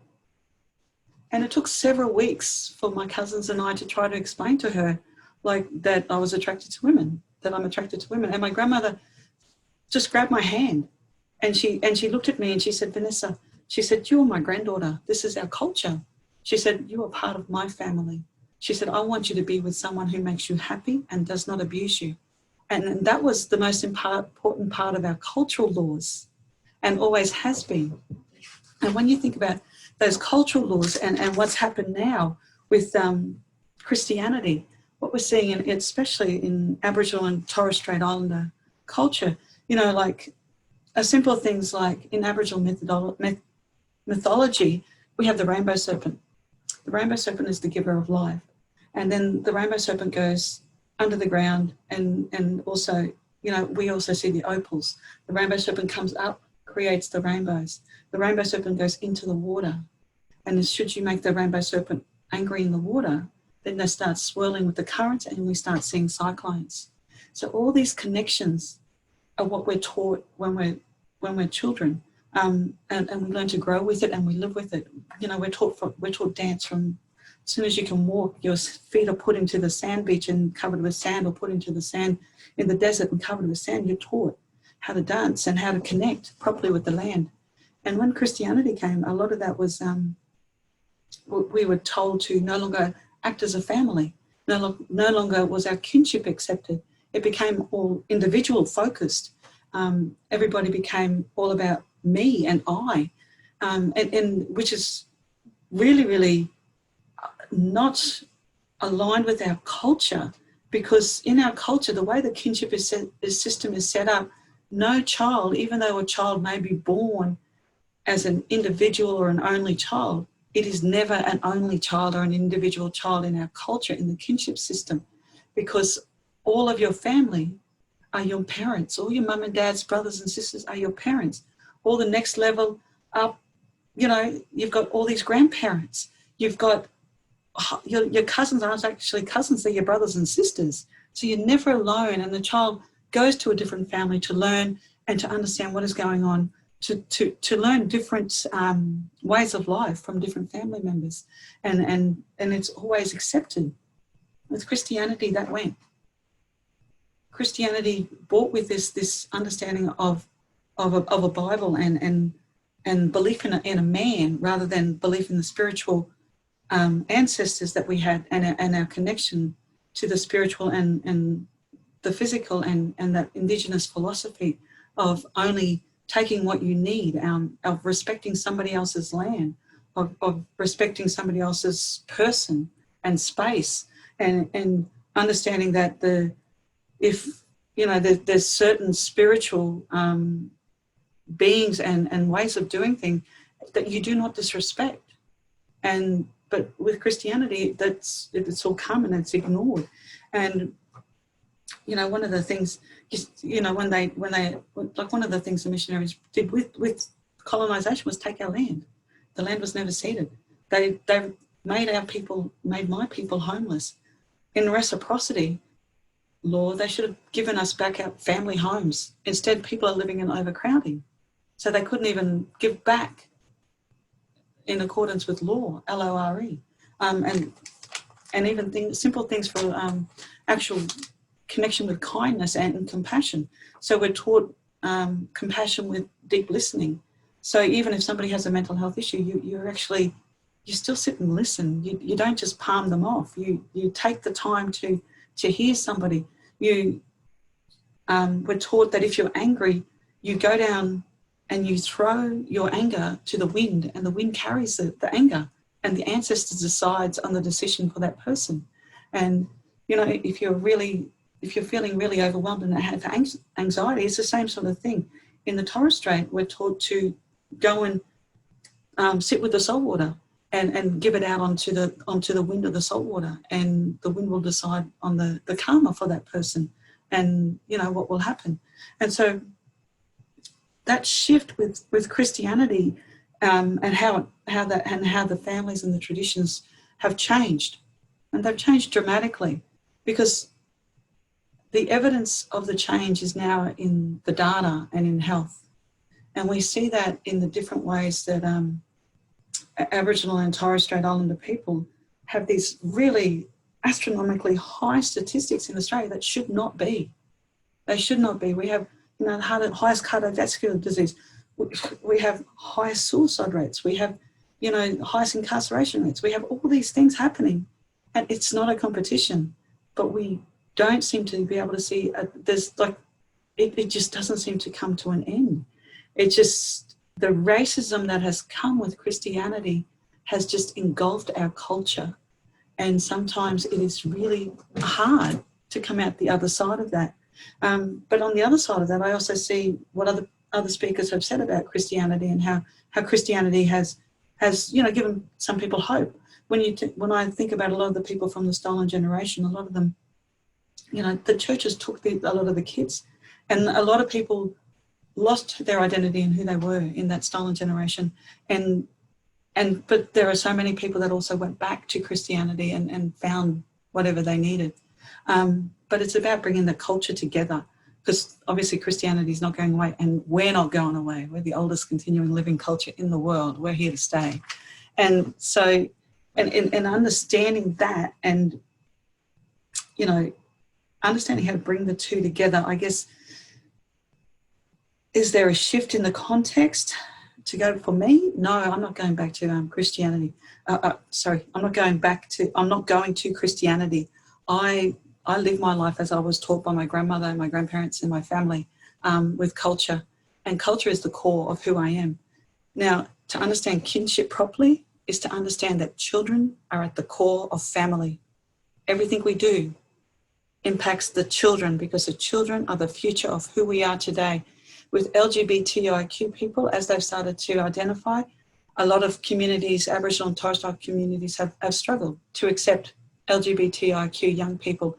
And we're seeing escalated rates of suicide, which is very, very sad. And Aboriginal and Torres Strait Islander young people are 5 times more likely to take their lives by suicide than non-Indigenous people. And we know anecdotally a lot of them are struggling to come out in their identity. They go back and see their families, and their families don't want to know them. And a lot of this has to do with the Christian families. And so, it's about, I guess, how does Christianity accept us for who we are and where we come from and our identities. We put our hands out, we pull our people forward, and we continuously try to make that change and to try and reduce the suicide rates. But at the end of the day, sometimes families are so conflicted with the way Christianity has taken over its place in Australia and has made itself, this normality that actually really isn't, which denies people that their well-being and their wellness. And that is the core of Aboriginal and Torres Strait Islander culture. Thank you. Thank you so much for that, Dr. Lee. What an amazing reflection and intervention on behalf of your culture. And may I say, Dr. Lee, that you do not look a day over 70,000 years old. You do not look a day over 70,000-year-old woman. You look pretty amazing, woman. Thank you to my ancestors. Now I know, now that you've explained it, I know now, okay, if somebody's pissing me off, I'm just going to go outside, cry in the rain, and let the ancestor deal with it, right? That's what I'm Absolutely. But thank you so much for that, Dr. Lee Arnett. We really, really value that. Now, typical Pacific fashion, as you all know, Pacific time, there's no such thing as, white person clock. Okay, we're on Pacific times, which means that we're going to go over time a little bit. So bear with me as I introduce our last speaker, Dr. Elizabeth Kerekere from Aotearoa, New Zealand. And after that, we'll be followed by Reverend Kakai Pamaran from the Philippines, who will give the summation and the thank you and the farewell to everybody. So please put your hands together for Dr. Elizabeth Kerekere from Aotearoa, New Zealand. Oh, kia ora, everybody. The problem with going last is people have said so many amazing things, and so I want to engage with it. So I am actually going to read my notes, so that will keep me on time and reduce how many segues and stories I just end up because of the beautiful words that I've heard. So let's go. So ngā mihi aroha kia koutou. Big love to all of you. I want to acknowledge my Pacific relations and the many lands represented on this call, the waters, the mountains and the seas that surround you. I acknowledge your languages, your cultures, your ancestors, your gods, and the sacred spaces of your people. And thank you so much for your stories today. So I'm Elizabeth. I use she, her pronouns. On my father's side, I belong to the iwi or nations of Te Whānau Ākai, Ngā Tionione, Te Aitanga Māhaki, Rongo Whakaata, me Ngai Tā Manuhiri. On my mother's side, I hail from County Clare and County Tipperary in Ireland. It's almost a year since I was in the side panel at the United Nations in Geneva talking about gender and sexuality of pre-colonial societies, a Hindu, Muslim and indigenous people's perspectives. And so I want to do a shout out to GIN-SSOGIE, Simon and Tony, and also Annie Zonneveld from Muslims for Progressive Values who helped make that happen. So I'm an artist, an activist, a researcher, an organizer and a strategy freak.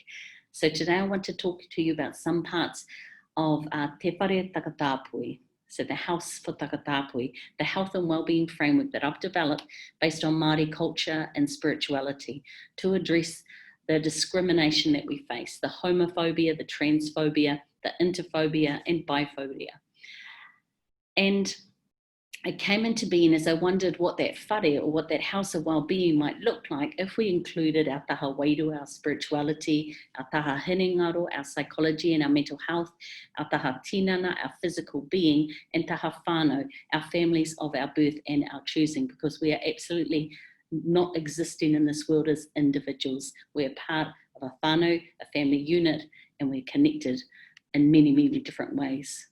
And although I went to Catholic schools as a child, I was brought up by my father to believe in the ancient spirituality of our people, expressed through our wairua. And so our wairua is the interconnectedness of all things in the universe. It's about our relationship with our atua, our deities or higher beings, our ancestors and the whenua, the land, Papa Tuanuku. And so my wairua means I have a particular relationship with Papa, our Mother Earth. It's something I share with all women who may be cisgender, trans or intersex. And I also share that with anyone who's able to give birth, including just cisgender women, trans and intersex men and non-binary people. And you will have your own names for her, but we know the ocean is Hinemoana and she links us around the Pacific and the world. My wairua is also about my connection with our ancestors. I was raised to communicate with them through dreams and to ask advice, and they send me guidance and clarity. But then I'm also responsible to them. I'm accountable to them, and I depend on them to know that I'm always on the right path. Yeah, so if in 3 weeks I get into Parliament, that's because my ancestors said, oh yeah, we need Elizabeth in there. And if I don't, it's like, oh well, they got other plans for me. So another way that my wairua expresses itself is through my identity as takatapui. It's a traditional Māori term that we've adopted to embrace all Māori with diverse genders, sexualities and sex characteristics. So including whakawahine, that is the spirit or the essence of being a woman, tangata ira tāne, the spirituality and essence of being a man, lesbian, gay, bisexual, trans, intersex and queer. And takatapui identity emphasizes Māori cultural and spiritual identity as equal to or more important than those diverse genders, sexualities or sex characteristics. And I believe our conviction of who we are comes from our wairua, because it's about our place in the universe. It's where we fit and how we connect. So most Māori are aware of their gender and sexuality from a very young age. For many of our extended rainbow family, that sense of self does not match the sex they were assigned or designated at birth, even though from a young age they know who they are, and even if they're taught it is wrong, they know. Now, one of my ancestors actually inspired me to realize that whakawahine, tangata ira tāne, trans, intersex, non-binary people are all forms of modern day tipua, magical and spiritual beings who could change gender and form. And it's their wairua that gives them the capacity and drive for fluidity and change. So the colonial missionary forces, however, could not accept any form of gender fluidity and sought to punish and hide any evidence of that.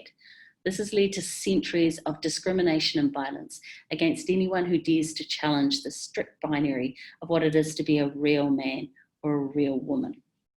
And there are many people in this world that feel they have the right to tell many of our whānau exactly what they think about that. So when we question, however, someone's gender or sexual identity, we trample on their mana. We trample on their wairua. We remove their dignity and ancestral knowing of who they are. When we reduce any person to their genitals, we trample on their wairua. We fail to see them as the complex and spiritual beings that they are. And because discrimination against our trans, intersex and non-binary people comes from colonization, I believe it to be inherently racist, even when it is applied to someone who's not Indigenous and not a person of colour. The existence of it is part of colonisation. And when discrimination is systemic, only systemic change will address it.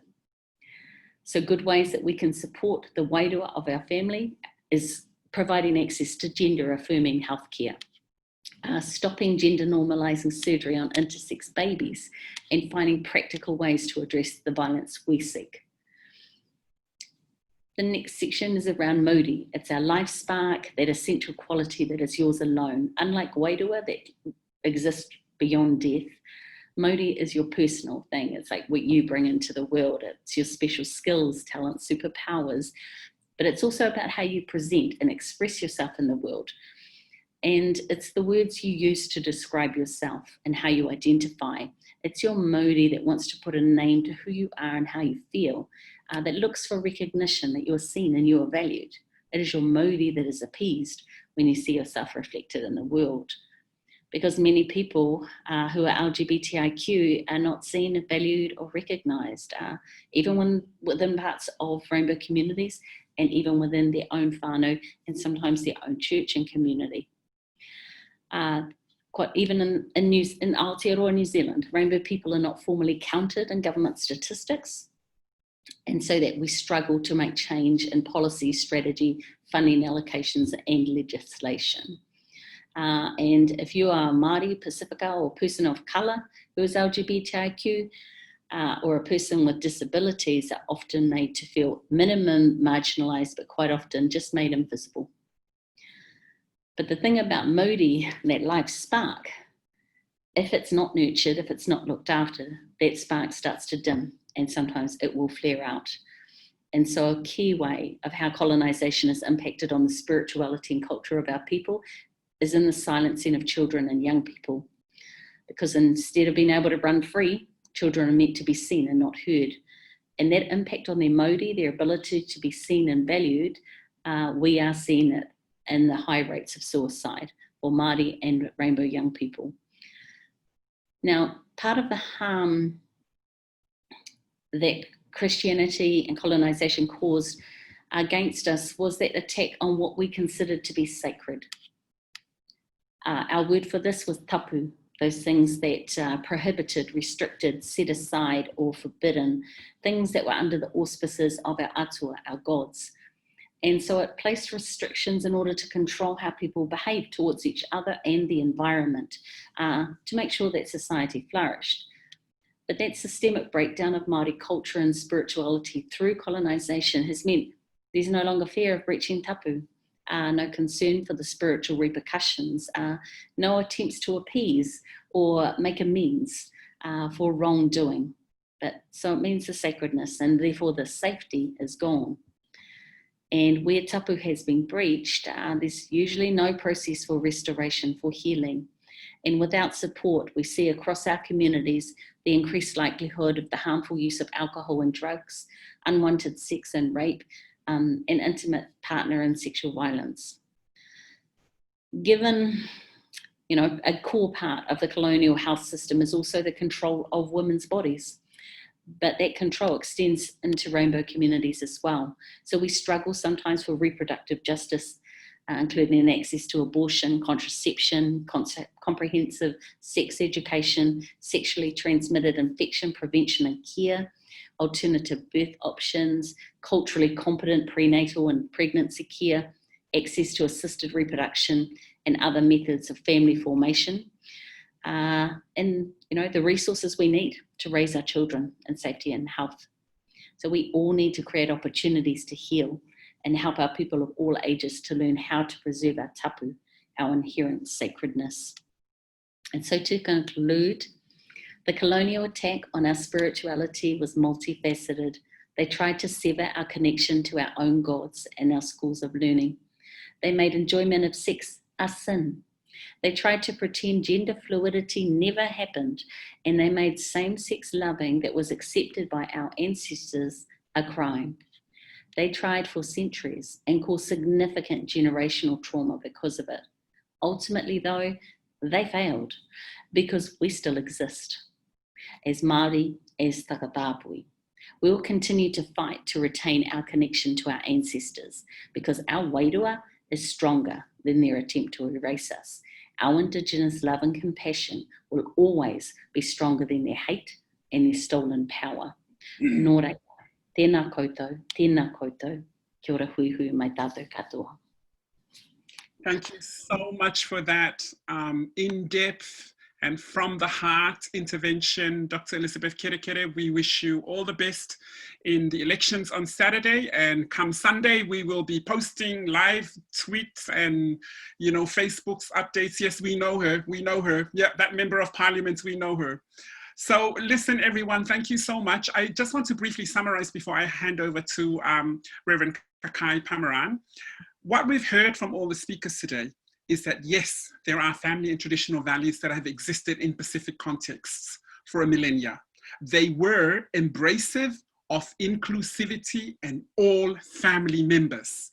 And in some parts, these family and traditional values were reinforced by Christianity.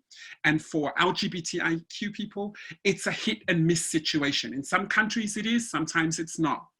But at the very least, we will always have family in the Pacific. We always have the Pasefika concept of family, which is more embracive and more inclusive because at its core is community rights rather than individual rights. And it is up to us, the challenge is up to us to reclaim those sacred spaces, to insert ourselves in those cultural contexts and reclaim them. Right? Some cultures, it's not, sometimes it is. Let's go and reclaim them. On that note, about reclaiming sacred spaces, to sign us off, please welcome and give a warm round of applause to the co-chair of GIN-SSOGIE and my colleague and my former Celine Dion extraordinaire singer, Reverend Kakai Pamaran from the Philippines. Thank you, Ymania. Thank you, everyone. I sat through the whole conversation, and I'm so glad to be here. Thank you for your sharing. I live beside the Pacific, nearer the equator, and I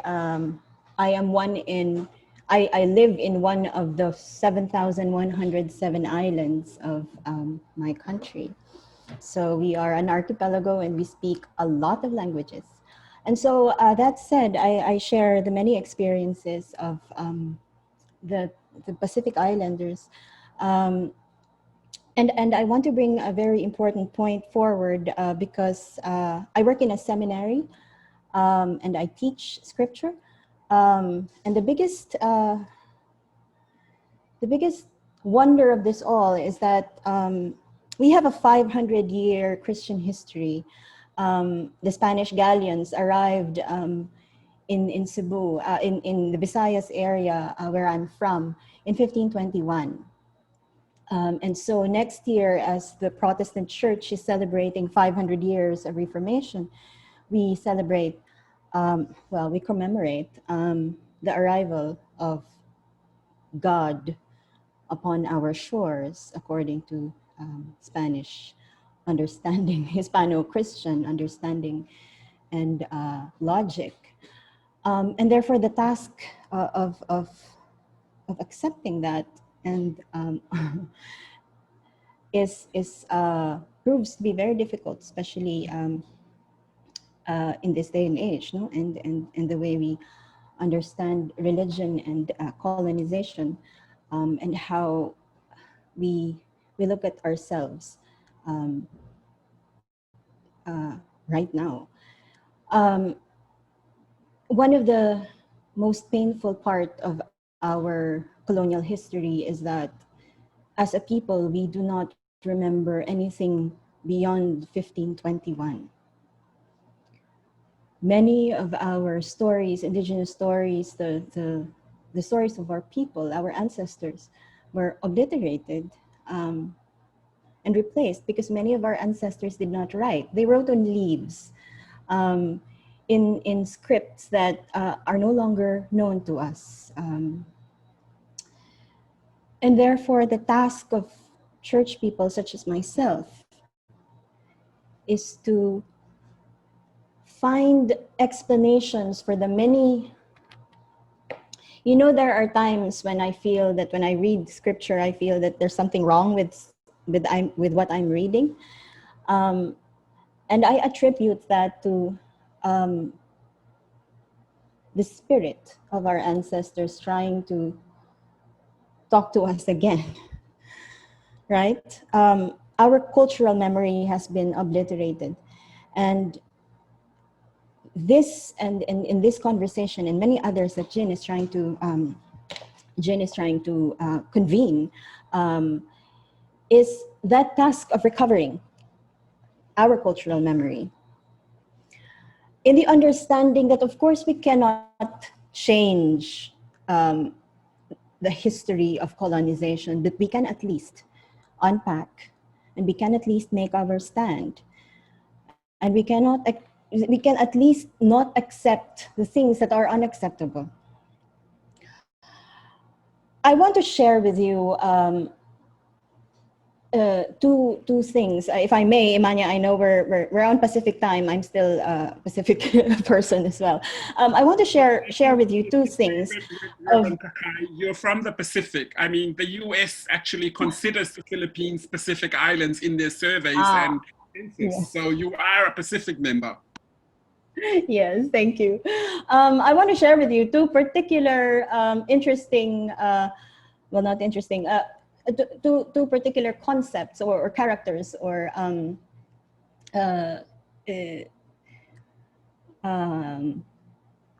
cultural historical memory that has brought me through and carried me through my Christian faith. One is that what we call God before the Spaniards came is Bathala. Bathala is, woman is, for us, woman means babae, man is lalaki, and therefore Bathala is those two put together. However, Bathala is in the feminine. That's one. The second is the babaylan. The babaylan is our village shaman. The babaylan is the healer, the midwife. The babaylan is the spiritual leader. The babaylan in our pre-contact, pre-colonial history is the go-to person for everything, the priestess, if I may use Christian language. And the link between the divine and humanity. These two words that I just introduced to you, the babaylan and Bathala, they are very feminine spaces. And one of the ways that Christianity obliterated our traditional faith was to assert that God is male, exclusively male, and white and old and sitting on the throne up somewhere. And that is how I want to connect myself with the experiences of the rest of the Pacific Islands, because the babaylan, curiously, is a feminine space, yes, but not all babaylans were born women. Some of them were born male, and then they will be taken into the hut of the babaylan and raised as a woman. That is the realm of our spirituality. That is the region of our spirituality before the Hispano-Christian notion of gender ordering came upon our shores. And this is the context in which I wish to end.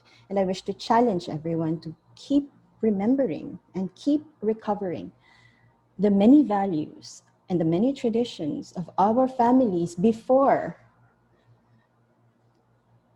the white people came and taught us to believe what we now believe. And with that, let me close this in prayer, if I may. Let us pray. Bathala, creator, parent of us all, nurturing all our understandings, may your wise, gentle strength and spirit come upon all of us on this good earth, as it has embraced the heavens and the narrow spaces between here and there.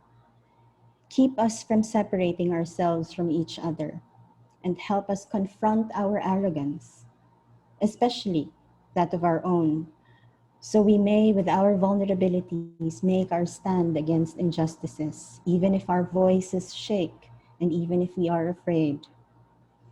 Journey with us as we create communities where each of us can feel safe, where everyone has enough to eat, where everyone has enough for our families, enough to dream, where our other siblings, animals, plants, trees, great and small, will have space to thrive, where rivers can flow free and mountains can stand tall, and our oceans and the skies reach out to connect us all to each other. Remind us all when we forget that you are beyond gender, beyond the color of our skin, beyond our sexualities, beyond religions. And when we perceive you and create you in our own image and likeness, remind us that yes, there is space for that. Yes, there is space for us. And when we share our many understandings of you, your being becomes more complete. All these I pray in all your many beautiful names and all that is holy. Amen. Amen. Oh, thank you, everyone. And that's the conclusion of our event. I can tell you this, I can promise you this, there will be another event, budget allowing, and I'm going to help GIN find some budget, and that event will probably be in person somewhere in the Pacific. So you'll all be invited to come and restate your cases. There will be a follow-up survey done by the Secretariat sent to all the leads so that we can actually go through it. And on a last note, can I just please get all of you to give a warm hand of applause, not just to the leadership of GIN with Ken Moala and Kakai Pamaran, who's here from the board of GIN, but also to the staff of GIN that have enabled this, that have worked really hard. I mean, you know, Simon started at 4 a.m. this morning in Geneva. So we got Simon and Bob, who's down in Brazil. You know, please give them a warm round of applause for enabling this dialogue, for making sure that things work in the background, that it actually works. So thank you, Simon. Thank you, Bob. Thank you, Tony. Thank you, Kakai and Ken. Thank you so much for allowing us to state our cases and our interventions. You know, not all interventions were the same. Some interventions I was like rolling my eyes thinking, oh really, did you not get my memo? But that's okay, because if we were in the Pacific, if we were in a hotel somewhere in the Pacific, you'll be like, okay, let's go and do an arm wrestle. But listen, keep the spirit alive. Keep the warrior Pacific spirit alive. There is no better place for you to be in than in your own cultural context. Connect with that, fight with that. You know, that's your biggest weapon. You don't need some white concept to actually go and be successful in life. Yours is there. It's in the Pacific. Hold the ground. Hold the ground, because help is coming. First it's GIN, and there are others coming to help you. So hold the ground. I give you all my alofas. I thank you so much from the bottom of my heart. You make a very Samoan woman, you know, not as old as Vanessa, but like, you know, Vanessa who's 70,000 years old, but like, you know, you made me very proud of your participation and your interactions today.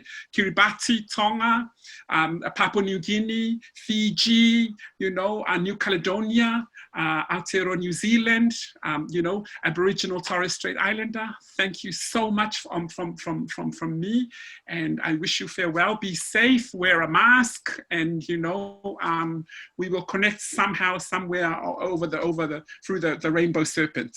Okay, everyone. Wonderful. Thank you, everybody. Thank you. Bye, everyone. Thank you, Dr. Elizabeth. Thank you, everybody. To the election. Thank you. Thank you, Ymania. Thank you. Thank you, Ymania. Bye. Thanks, Kiribati. Bye.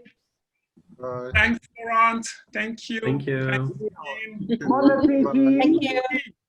Lolomas. Thank you, everybody. Mode. Lenny, you can take your, Lenny, you can come take your flower now. Kana, Lily. Ako my kana. Where's the food? I want to come and eat. I want to come and eat. Yes. Bye, man. Malo au pizza Tonga. Bye, Bob. Bye bye. Thank you.